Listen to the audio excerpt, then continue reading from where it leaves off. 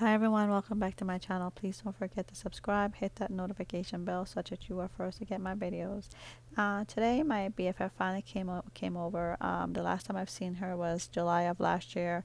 My birthday is July the 1st and she came over last year to give me a gift. I think it was about the July 13th, and we social distance. We were like far away in the yard and took pictures and all that sort of wonderful stuff.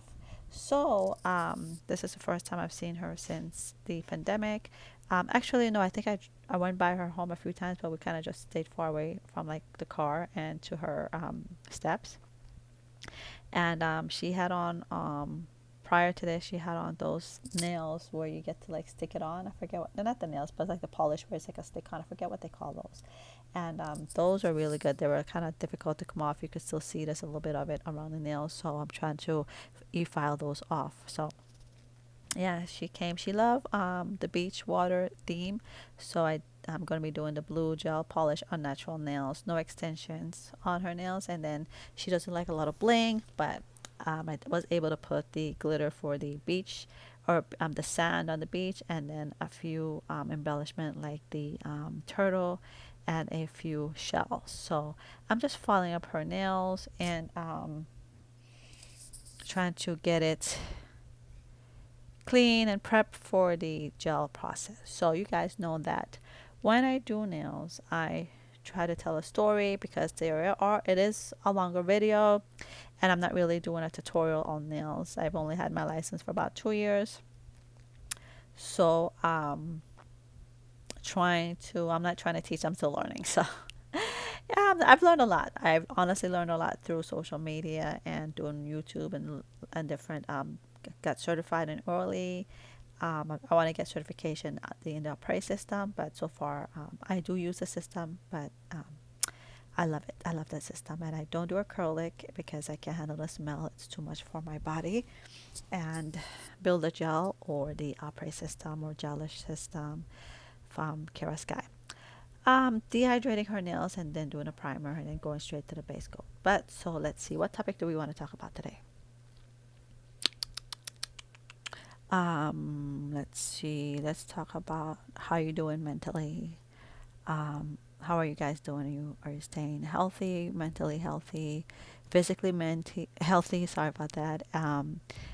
Every time you think you have a problem, someone else have one that's worse than you, or someone else have a problem. So, I always try to tell that to my boys, like, hey, oh mom, my homework, oh mom, school, and I always let them know, relax.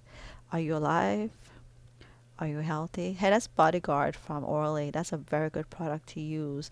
Even if you just want to use it and keep it there and then just, you know, walk around with clear nails. It really builds and strengthens your nails. Yeah. I'm always letting my oldest son know, like, hey, you think you have a problem today. And I try not to brush him off like his problem's not important. But, after the conversation and after I'm there for him and after we listen to, hey, well, of course, he's 17. They have like everything is a problem. The whole world is a problem.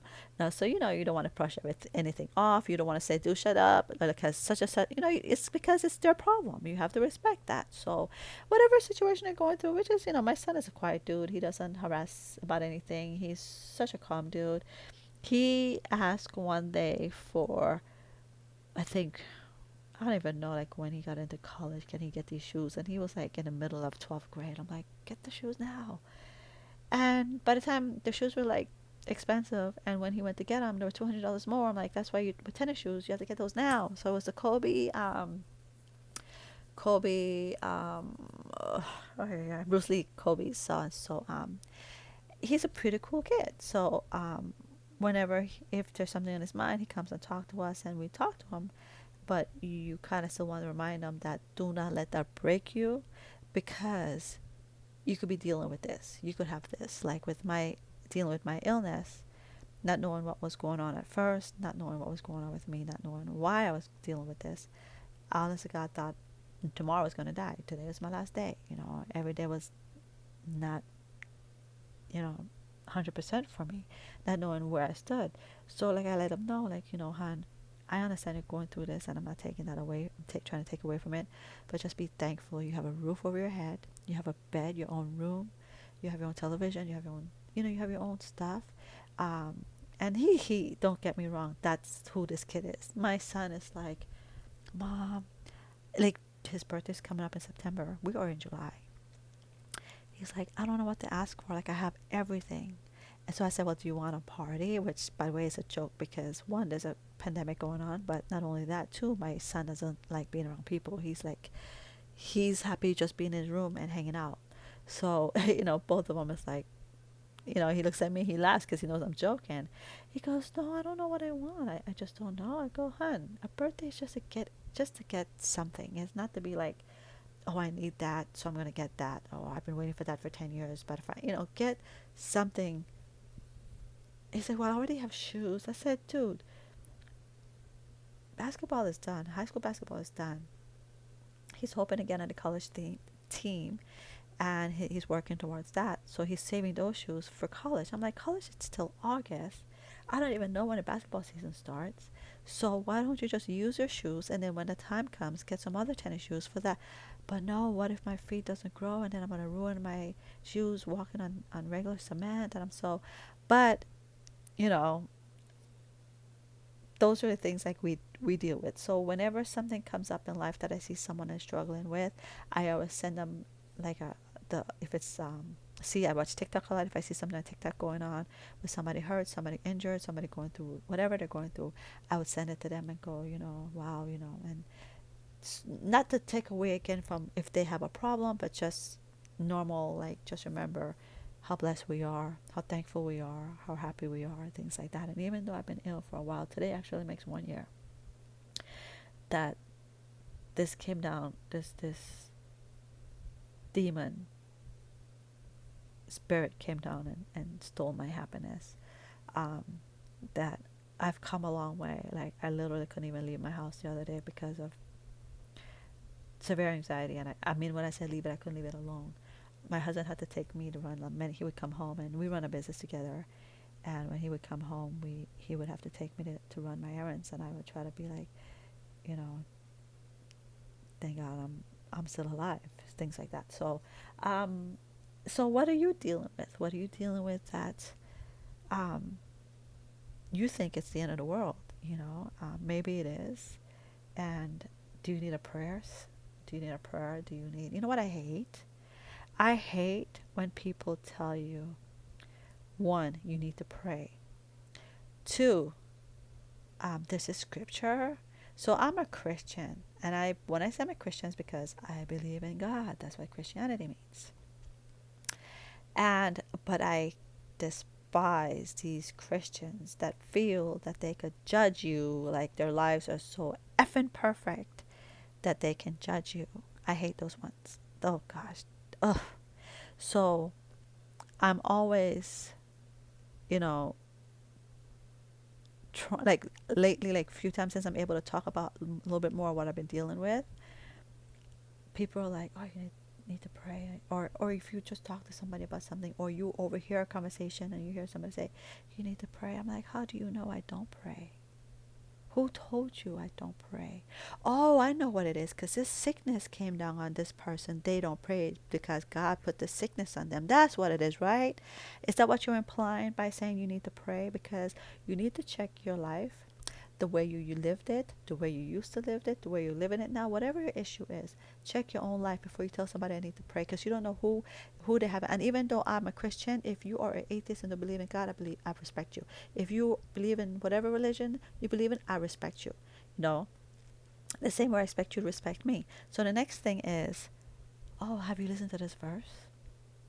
Have you listened to this pastor? Let me tell you what pastor I listened to. Joel Osteen. That's the pastor I listened to. That's the pastor whenever I was down and out and needed guidance and needed help and needed needed to know what my future holds. He was the one that gave me signs through his preaching. Through God, through him, through me, to me, preaching. And so I listen to Joel Osteen. I get his scriptures every day, and that's what I listen. That's what I read. So I've always learned, be careful who prays for you, because they bring their evilness, their evil thought. Like I used to always tell my son, from they were young, we don't go to friends' house and do play dates and I walk away. I stay there. I don't leave you at anybody's house, and you don't leave your kids at my house to do play dates, because one, that's another reason. But the reason why I don't leave my kids in anyone's house, because there's two things. Or drive my kids, like school bus. Like I went on all the school trips, and I used to tell the school, "Am I allowed to go?" And most of the time, every time in elementary school, high school, and I think he went a few. No, he didn't go anywhere for high school. I don't think. But for those two, I went on. I was able to go on every trip. But when my youngest went there, more parents, I guess, were more involved. I don't know. When I was with my oldest, a lot of parents, I don't know how come they weren't involved or busy or working. Hey guys, if you haven't done by now, please take this time to subscribe to my channel and hit that notification bell so that you are first to get my videos. Yeah, so for my second child, when he went start going to school, it was more of a fight. And one teacher was like, hey, if you went this time, you're not, give another parent another chance. And normally for my oldest son, I was all the school trips without grades because no parent wanted to go. So I think that's fair. That's totally fair when I entered for my second child. But I let them know if I can't go, unfortunately, my son doesn't go. And that's not a punishment. Oh, you didn't make me go, so therefore my son's not going to go. No, I don't trust anyone with my child. I didn't, when I got pregnant, my goal was to have a home business.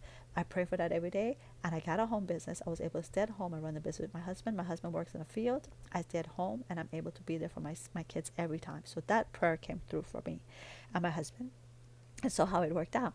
So when they went on school trips, I went with them because, it's not to say I don't trust the teachers. I just don't trust anyone with my child. One, teachers have a lot of kids to pay attention to. Then they split you up with parents, and I don't know your parent, and I don't know if your parent gonna I don't know you. Yeah, you're supposed to be fingerprinted. I don't care. I don't care who you are. So when we did play dates, I stayed there. And when people drove, and up to this day, because I've instilled those beliefs in my kids, they're not quick to jump in anybody's car. They know already, um, Mom, can I go here with such and such? No, I'm driving. And one day he said, Mom, can I go here with such and such, but I'll drive with them? I'm like, oh no, I'll drop you off if I have to. Yes, he's 17. I'll drop you off if I have to. And I just really started doing the drop off game, but it's not far. And so he was like, but how is it fair that they could go and us? I go, that's what they decided to do. I've never instilled that in you. I've never allowed you to ride with people. So if you get your car, when you get your car one day, you apply the same routine. You don't drive with anyone. You drive everyone around. Even though I don't want anyone in the car because God forbid there's an accident, the liability. But if that's the case, you don't ride with them. One, you don't know what they just did, who they just hurt. And when karma comes back for you, I don't want my child in that car with you. Same with the bus drivers. I've seen all the news about what these bus drivers do, and especially when you try to get those like clowns and those um, dinosaurs to your party, those to come do those characters at your parties. Those are oof. One day we hired a Scooby Doo for one of, I think it was my oldest, and I called, I booked it, and something went wrong, and I called it to complain about it, and I guess he was the owner, and he cussed me out. I'm like, dude, you work with effing kids, and this is how you're behaving? I am glad I didn't have you at my son's party from then, which I knew not to do, but I knew I would watch my kid like a hawk, and even I never allowed my kids to sit at Santa Claus' lap, things like that. So, but they never liked Santa Claus anyway, so it worked out for me. So that's what I'm, talking about. It's like, be careful, like, of, I guess, who you have your family around, your kids around, who prays for you. Who are you to pray for me? Why can't I pray for myself? But it's not that I'm trying to say you can't pray for me. I'm just saying be careful. Like, you don't want some person, like, I don't know. I don't mean to be like that. It's just, I just hate when people think that their prayer is more important than my prayer, or their prayer is going to work for me before my prayer does. Like, if I didn't ask you to pray for me, then don't. Like, I see a lot of people that I would like to hold their hand and pray with, but I don't want to insult them with the same belief that I believe in, so I don't. In my head, I walk away and I say, God, whatever they're going through, be there for them, guide them, make them strong. If they ask me, it's a different story. If they ask me. But please do not come and say you need God in your life. Who told you I don't have God in my life? Two, you should listen to this preacher, and you should, no, I have my own preacher that I listen to. Okay? And what's the next one? And then, like, because like I said, you have your kids at these parties, and nobody's, like, one day my son was in Boy Scouts, and we went to all the camping, we went on all the trips, and they had like a 4th of July parade in the middle of the street. Where they started, my baby was in a stroller. We walked down, and people were all on the sidewalks, right? My son marched all the way to a park, and then they sat down. They buy snow cones, things like that. But every parent dropped their kids in a starting point and they left. One parent looked at me after leaving her child with another parent, right? Looked at me and said, "Oh, are you coming?" I'm like, "No, I'm going to follow them." "Oh, you need to let them grow up." While her child was being neglected by the parent she left them with. And my husband and I had to keep an eye on that child, on both their child, while they were already, where she was already gone. So like I said to myself, um, I said, you know what? Um, why don't you worry about yourself? You left your, I mean, and my husband and I were talking, like, you left your child with this person to watch them, and that person neglected his child and your child, or their child and your child, and you're gone. You didn't even know where your child is doing. You trusted them with somebody. So now I am left to look after your child and the other person's child, because I wouldn't let that, go.